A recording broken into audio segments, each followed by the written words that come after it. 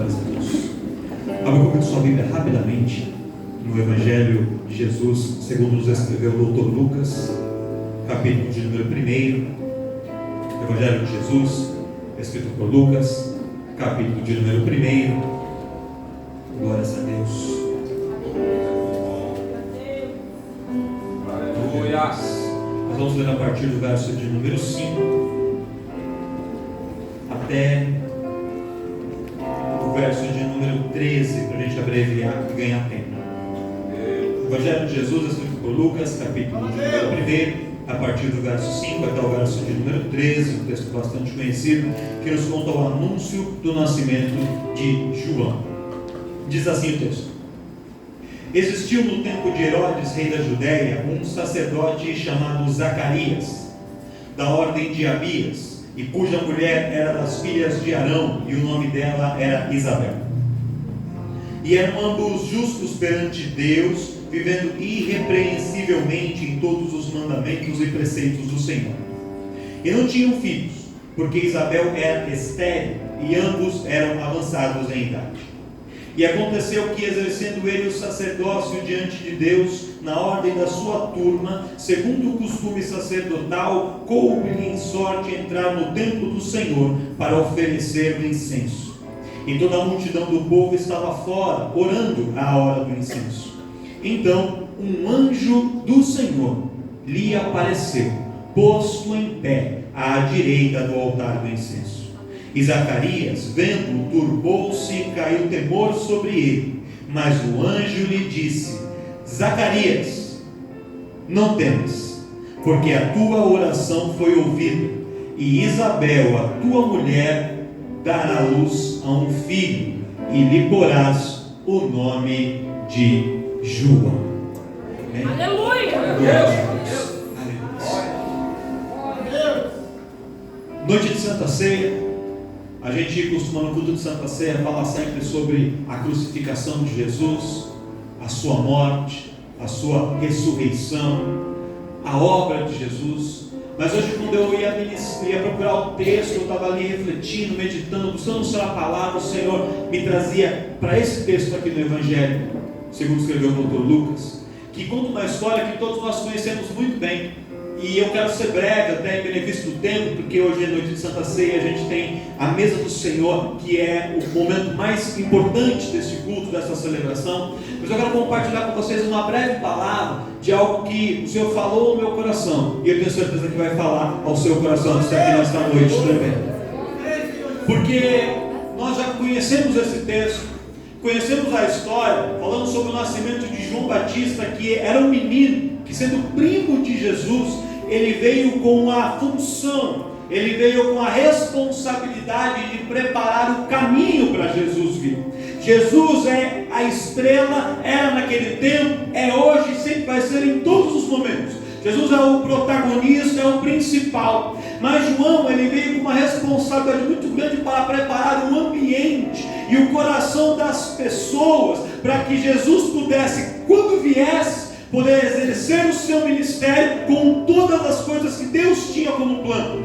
Então, o ministério de João, ele era essencial, era importantíssimo, e era importante que o nascimento de João acontecesse exatamente naquele momento. Quando João nasce, João, ele tinha um propósito na sua vida, e aquele propósito tinha que acontecer naquele momento, porque João vinha para preparar o caminho de Jesus. E por que eu estou te falando isso? Porque quando a gente olha para Zacarias e Isabel, e o texto bíblico aqui narrado por Lucas diz que Isabel era de família, de linhagem sacerdotal, diz que Zacarias era de linhagem sacerdotal, e diz que os dois já eram avançados em idade. Quando a Bíblia usa esse termo, significa que a pessoa tinha pelo menos 50 anos, mais provavelmente, segundo os historiadores, Zacarias devia ter entre 60 e 70 anos, e Isabel uma idade próxima a essa também. Então eles já eram idosos, já eram avançados em idade, e o texto é claro em dizer que eles eram irrepreensíveis andando nos caminhos do Senhor, que eles eram justos, não um era e o outro não, os dois. Eles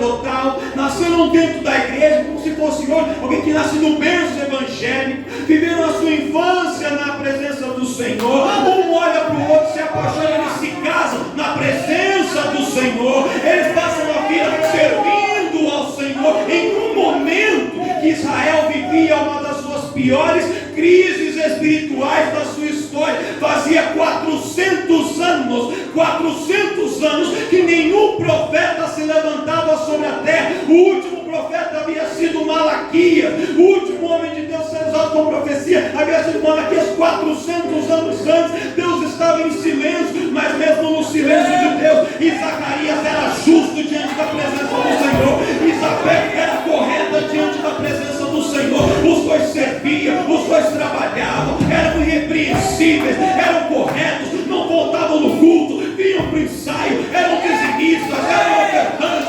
estudavam a Bíblia, oravam, jejuavam, faziam tudo certo. E como recompensa por tudo isso, sabe o que acontecia? Isabel era estéril.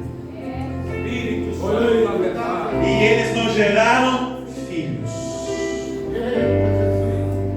Olha para o seu irmão e fala assim para ele: às vezes você está fazendo as coisas certas. Fala, às vezes você está no caminho certo, mas a bênção ainda não chegou. Agora olha para ele de novo, olha para ele e fala assim: mas a história não termina assim. A história não termina assim. A história não termina assim. A história não termina assim.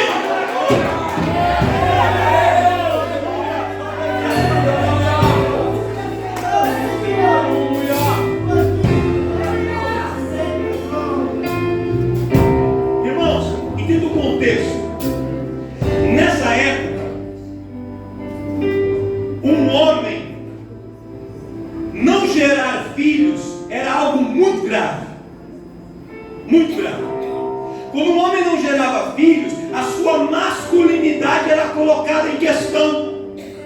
Era tido como um homem fraco, um homem que não tinha virilidade, um homem que não tinha força para com a sua semente gerar filhos. Então, quando um casal não gerava filhos, primeiramente se olhava de maneira negativa para o homem, porque ele era tido como um homem que não tinha virilidade suficiente para gerar. E os homens, por sua vez, para evitar esse rótulo, para evitar esta pecha, essa zombaria, o que eles faziam? Eles tentavam buscar a explicação como sendo a culpa da mulher, da esposa. E era por isso que muitos homens tomavam outras mulheres, às vezes escravas, ou contraíam uma segunda esposa. Para quê? Para que se ele gerasse um filho naquela outra mulher, ficava claro que a culpa não era dele, que a culpa era dela. Por quê? Porque as consequências eram muito graves, irmãos. Imagina uma família judaica daquela época. Eles se reuniam ali e tomavam decisões familiares de patriarca da família, os irmãos mais velhos, os demais irmãos. Quando um homem não gerava filhos, ele não tinha poder de fala nas reuniões familiares. Imagina sua família toda vai vender a casa. Aí fala, vamos votar. Aí o Zacarias fala assim: eu acho que você não acha nada, você nunca gerou filho, você não tem poder de fala, você fica quietinho no seu canto, porque a sua palavra não vale nada. Meu Deus! Não era como hoje, irmãos.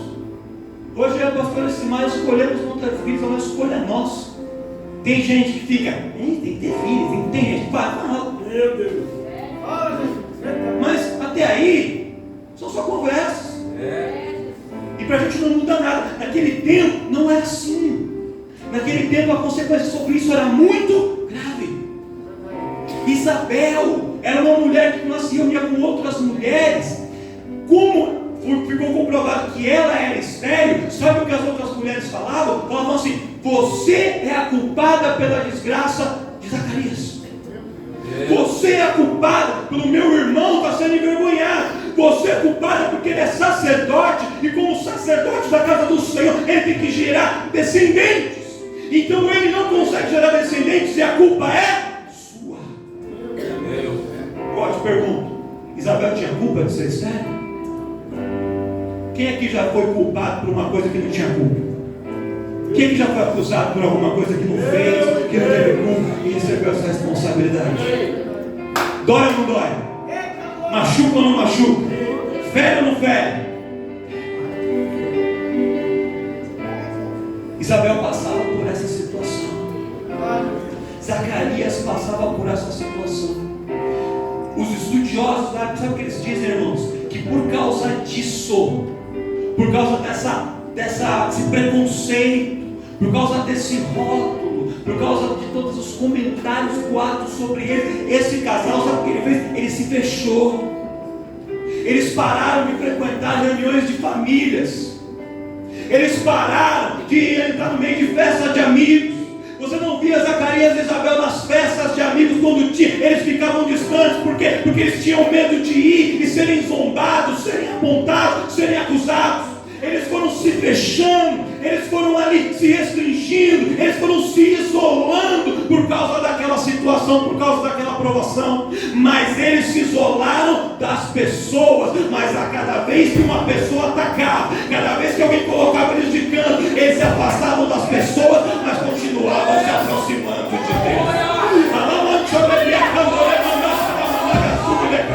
Deus me trouxe aqui nessa noite para dizer para você assim: irmão, irmã, talvez a situação da sua vida, a prova que você passa, faz com que você seja motivo de aponte, de zombaria de uma ou de outra pessoa. Vai ter gente que vai julgar, vai ter gente que vai questionar, vai ter gente que vai apontar, vai ter gente que vai zombar, vai ter gente que vai te isolar, vai ter gente que vai falar: não quero você na minha casa, não quero andar com você, uma mulher como você, um homem como você, do seu jeito, com o seu comportamento. Mas o Senhor manda dizer: podem todos se afastar de você, mas eu, Senhor, me aproximo, eu, Senhor, me aproximo, eu, Senhor, acolho, eu, Senhor, recolho, e eu, Senhor, é quem posso entrar para mudar a história e mudar essa situação.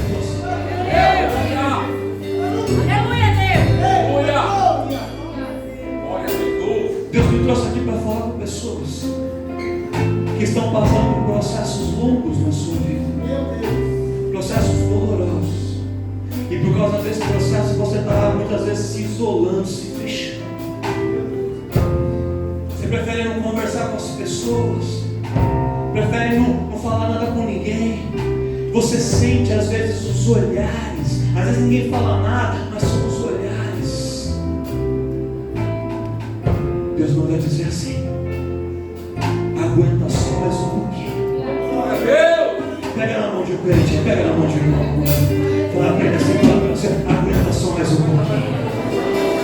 O Senhor vai intervir nessa situação. Ele vai mudar o quadro da história. Ele é o Deus que manda dizer: para cada dia de vergonha eu tenho dupla honra, eu tenho dupla honra, eu tenho dupla honra.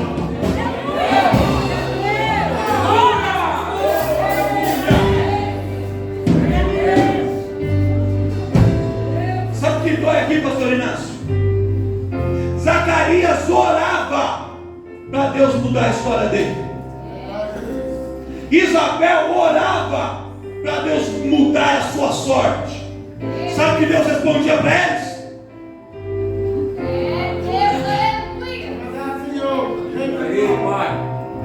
Quando Deus responde sim, a gente fica feliz, sim ou não?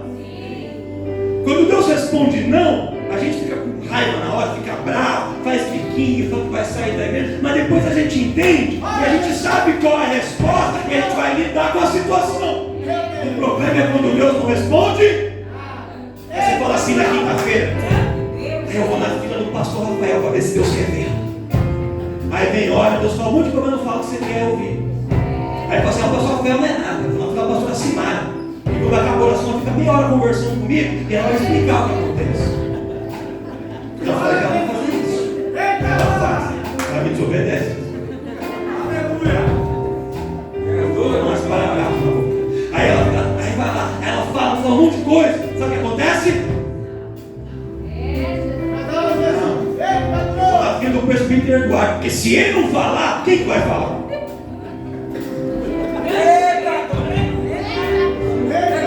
Ele fala. Mas o que você quer ouvir? Às vezes Deus fica em Que já passou pelo silêncio de Deus. Você ora em casa, você faz campanha, aí alguém fala assim: ah, irmão, é lá no monte que Deus fala. Aí você vai e faz campanha do monte escondido do pastor. Vai no monte. Aí eu vou dizer: tem um profeta ali que vai na tarde da bênção naquela igreja. Ele revela CPF e até se o nome está sujo no Serasa ou não. Revela o RG, o número do passaporte, a placa do carro, a cor do... Vou lá. Aí você vai, Deus não revela? Tem momentos que Deus fica em silêncio conosco. Tem momentos que Deus fica em silêncio. Mas o silêncio de Deus não significa que Ele esqueceu, que Ele não se importa. O silêncio de Deus, quando Deus se cala, é porque Deus está trabalhando. Pega na mão de alguém e fala assim: Deus está em silêncio.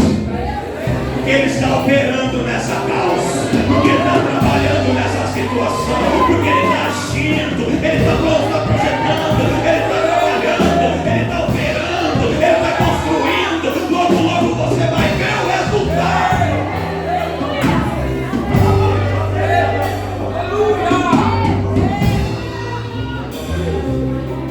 Deixa que o dia que Deus decide falar, meu filho Eduardo.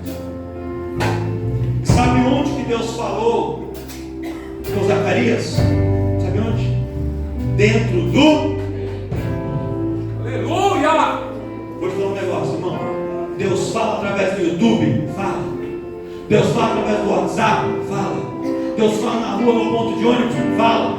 Deus fala em casa? Fala. Deus fala na faculdade? Fala. Mas se tem um lugar que Ele gosta de falar, é dentro do templo, é dentro da casa. Não perca a oportunidade de vir, porque talvez você já veio 10 vezes e Ele não falou, não te deu resposta, mas pode ser hoje o dia que Ele escolheu para falar. Aí Zacarias, que tinha 1 milhão de motivos para estar desanimado, para estar desmotivado, para dizer assim: que adianta essa vida de crente, que a gente faz tanto, se esforça, não diz, e todo mundo tem filho e eu não, todo mundo frutifica e eu não, todo mundo recebe e eu não vou mais. Quem já ouviu alguém falar assim? Ai, pastor, eu ouvi, eu mesmo falei assim hoje de manhã: não vale mais. Zacarias, irmãos, chegou um momento, porque como é que era dividido? Os sacerdotes dentro do templo, eles eram divididos em turmas. Isso desde a época de Davi, que é onde Davi dá as instruções para a construção do templo. Ele divide o grupo dos levitas em 24 turmas de sacerdotes. E as turmas sacerdotes se revezavam. Cada turma servia durante 2 semanas dentro do templo. Então servia uma turma, depois era outra. Acabava, girava de novo e servia outra turma.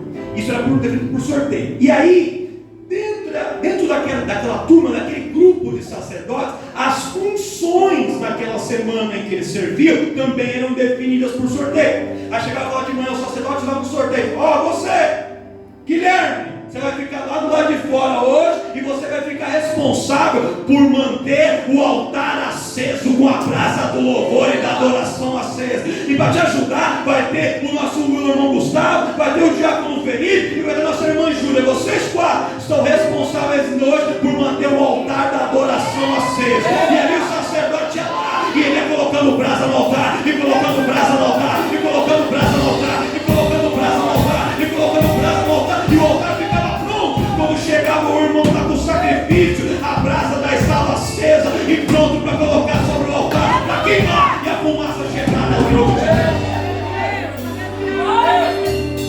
Havia outros que cuidavam, nós falamos isso na semana acho que passada, se eu não estou equivocado, por manter a menorá, o candelabro aceso, trocava o pavio, colocava o azeite e mantinha a lâmpada acesa para iluminar o lugar santo, para que quem estivesse ali dentro pudesse ver o que estava acontecendo. Mas havia uma outra função que era muito importante, e segundo o Talmud, a tradição judaica, um sacerdote só podia receber essa incumbência uma vez na vida. A maior parte deles nunca recebia esse privilégio do sorteio. Mas se ele fosse sorteado uma vez, seria só aquela vez. Se caísse o nome dele de novo, ele ia ser passado para outra pessoa. Só tinha uma vez essa oportunidade, no máximo. Que era colocar o incenso sobre o altar. O que era o incenso no altar? O incenso representa a oração, o clamor do povo. Então como é que funciona? De manhã, sorteio. Sacerdote Zacarias, você hoje está com a responsabilidade de colocar o incenso sobre o altar.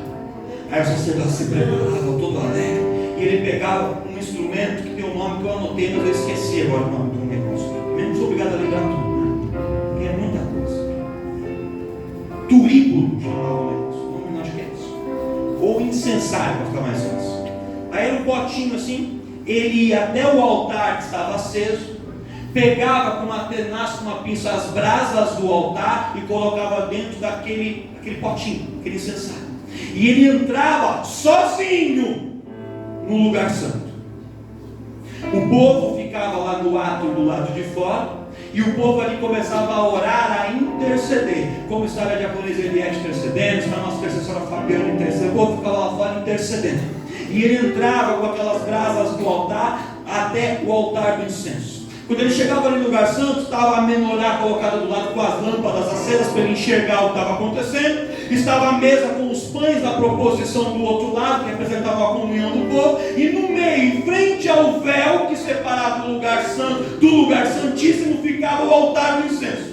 Aí ele pegava o incenso, que era um preparado, que a Bíblia dá a receita, lá no livro de Êxodo, um composto já totalmente com as medidas preparadas, e ele pegava com aquelas brasas, colocava ali as brasas sobre o altar, e colocava um incenso ali sobre. Quando ele colocava ali o incenso começava a queimar, e a fumaça começava a subir, e alguns até balançavam, sacudiam ali aquele incensário para a fumaça se espalhar, e a fumaça ia tomando todo aquele ambiente, ia queimando e fazendo uma fumaça enorme, e ocupando todo o ambiente. E estava ali Zacarias naquele dia, oferecendo incenso no altar. O incenso representava a oração do povo. Imagina, o nosso irmão Felipe tem uma petição, ele fala assim: eu preciso receber isso, e ele coloca em oração. Quando Zacarias entrava e colocava o incenso sobre o altar, era como levando a oração do Felipe no altar, para que a oração chegasse até a dimensão de Deus. Zacarias não estava ali orando ele pela sua própria vida, ele estava levando a oração dos outros, para que os outros alcançassem suas petições. Olha aqui, irmãos, que coisa interessante. Zacarias orou muito por ele mesmo, e as coisas não aconteceram, mas teve um dia que Deus falou: para de orar por você, começa a orar pelos outros, porque quando você levar as orações dos outros, você vai ver o que eu vou fazer milagre. E Zacarias sobe ali até um incensário, e começa, a fumaça toma o ambiente. Passa alguns minutos, Jacob Renata, a fumaça baixa, e Zacarias consegue ver. Quando ele vê a menorá aqui, a mesa com os pães da proposição aqui, o altar aqui, e do lado do altar havia um anjo parado do lado.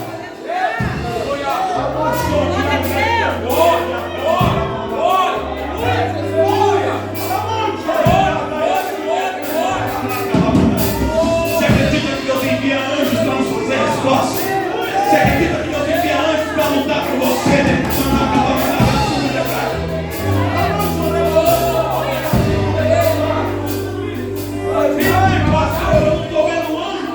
Sabe por quê? Porque está subindo pouca fumaça da sua oração. Vai subir mais fumaça da sua oração. Que Deus vai mandar o anjo. Deus vai mandar o anjo. Deus vai mandar o anjo.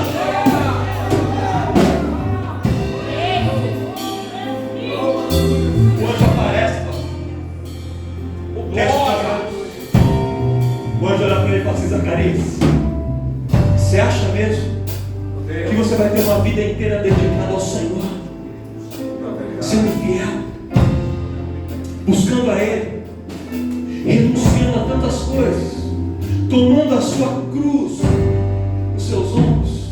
Você acha, Zacarias, que você vai abrir mão de tantos convites, de tantas propostas, para andar no caminho do Senhor com retidão?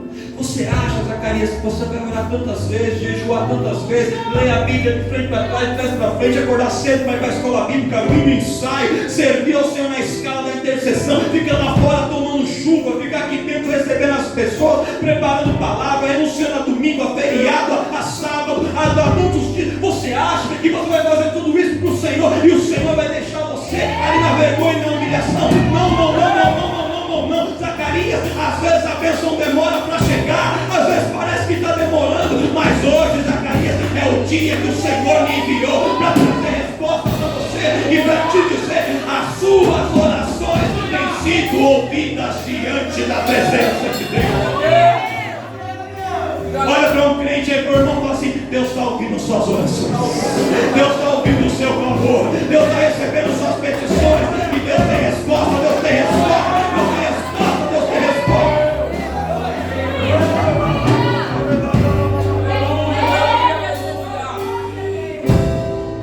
Eu vou encerrar aí. Os obreiros estão aquecendo aí as mãos para a gente poder fazer a Santa Ceia. É rápido aqui. Presta atenção. O anjo vem trazer resposta. E a principal resposta que Zacarias precisava ouvir era de que ele não estava sozinho no meio dessa área. Glória a Deus. De que ele não estava perdendo tempo. De que ele não estava gastando a sua vida em algo que não valia a pena. Porque às vezes a gente acha isso, irmãos. Às vezes a gente acha que veio um culto que não aconteceu. Às vezes a gente acha que está se dedicando e não está acontecendo nada. Que a gente está fazendo muito e não está recebendo nada. E hoje aparece para dizer assim: olha, Zacarias, quando você ora, há um Deus lá em cima que escuta as suas orações. Há um Deus lá em cima que se importa. E há um Deus lá em cima que me mandou vir até aqui para poder assegurar para você que a promessa que Ele te fez, Ele vai cumprir sua vida. Zacarias, entenda uma coisa: Deus parece que Ele se esquece, mas Deus não se esquece. O nome Zacarias significa Deus se lembra. E o nome Isabel significa Deus de promessa, ou Deus prometeu. O anjo fala assim: Zacarias, a sua esposa Isabel terá um filho, porque Deus se lembra da promessa que Ele fez a você. Pode parecer que Deus se esqueceu, mas Ele não se esqueceu, Ele se lembra. Pode parecer que nada vai acontecer, mas Ele tem uma promessa e Ele vai cumprir. E Ele te trouxe aqui nesta noite para dizer para você: não desista, não pare no meio do caminho, continua entrando no templo, continua acendendo seu incenso de oração, continua buscando, porque o momento da virada vai chegar. Ainda hoje pode ser que a perseguição esteja grande, pode ser que o aponte esteja grande, pode ser que a humilhação esteja grande, mas o momento da honra, o momento da glória, o momento da alegria, o momento da bênção, o momento da vitória, o momento da celebração vai chegar sobre a sua. E eu fecho aqui, obreiros já podem vir. Quando o filho de Zacarias e Isabel nasce, não foi qualquer menino, foi João Batista. Zacarias e Isabel tiveram que esperar, não porque eles estavam fazendo alguma coisa errada, não porque eles não estavam na presença, mas porque o propósito de Deus era que João Batista nascesse naquele momento, e eles tinham que esperar. E assim é comigo, e assim é com você. Espera mais um pouquinho, que Deus vai cumprir na sua vida. Você acredita nisso? Você coloca de pé e dá uma salva de palmas ao Senhor. Você pode tocar. Nós vamos preparar a mesa da ceia. Nós vamos adorar, continuar adorando ao Senhor nesta noite.